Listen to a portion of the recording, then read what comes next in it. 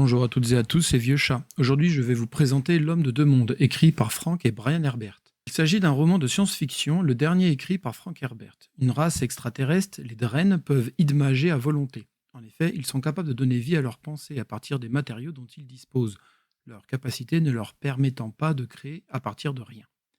L'existence même de la Terre et de l'humanité est la résultante d'un Dren qui eut envie de créer des formes de vie possédant le libre arbitre.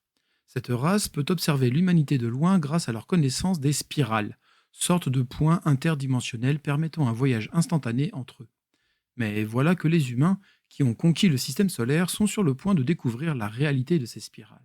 En effet, Luthantson Jr. a créé un vaisseau spatial un peu particulier. Celui-ci est capable d'emprunter les spirales. Devant le fait que l'humanité risque de sortir de son système solaire et face à la violence dont elle est capable, les Dren ont préparé un vaisseau d'effacement qui devrait simplement gommer la Terre et toutes les formes de vie qui y ont vu le jour.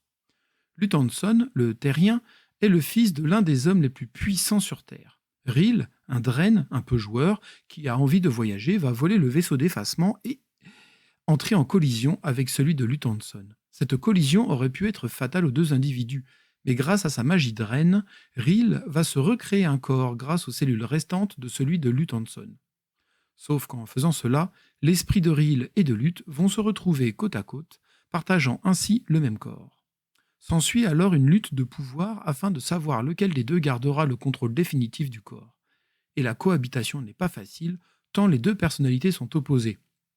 D'autant plus que la menace d'effacement pèse toujours sur l'humanité tout entière. Le ressort principal de cette œuvre tourne autour de la lutte entre les deux individus. Sauf que Luthantson manque tellement de qualités humaines qu'il est difficile d'avoir de l'empathie pour lui. Le problème est qu'en ayant de la sympathie pour le Dren, le sort de l'humanité devient par conséquent anecdotique, car il est plus facile de prendre fait et cause pour le peuple Dren tant il semble meilleur en tout point aux humains. Ce qui fait que le ressort dramatique faisant avancer l'intrigue, à savoir l'humanité survivra-t-elle face au vaisseau d'effacement Dren, n'en est plus un, et l'histoire perd de son intérêt très rapidement. De plus, le peuple Dren est assez plat, n'ayant pas de petits défauts qui permettraient de s'identifier à eux. Il y a bien l'idée comme quoi les histoires qu'ils racontent en revenant de leur voyage servent de monnaie d'échange, mais elle n'est pas approfondie et ne sert pas à grand-chose au regard de l'intrigue principale.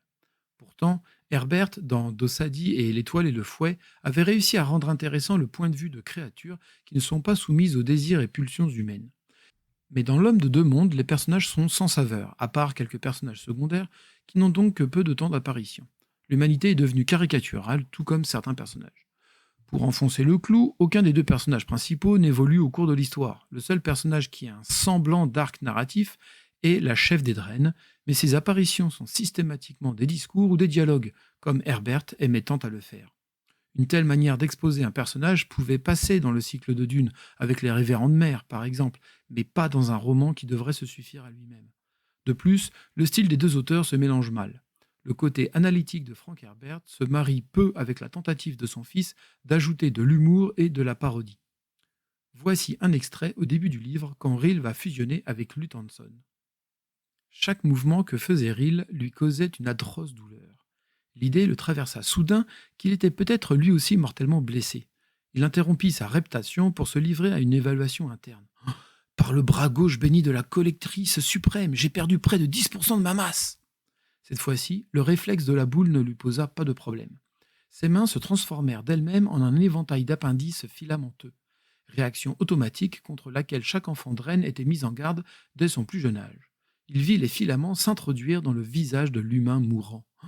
Une fusion! Il savait qu'il fallait à tout prix empêcher cela. Les combinaisons entre formes de vie d'origine différentes avaient des conséquences imprévisibles et parfois dangereuses. C'était l'une des données brutales que l'on communiquait aux enfants.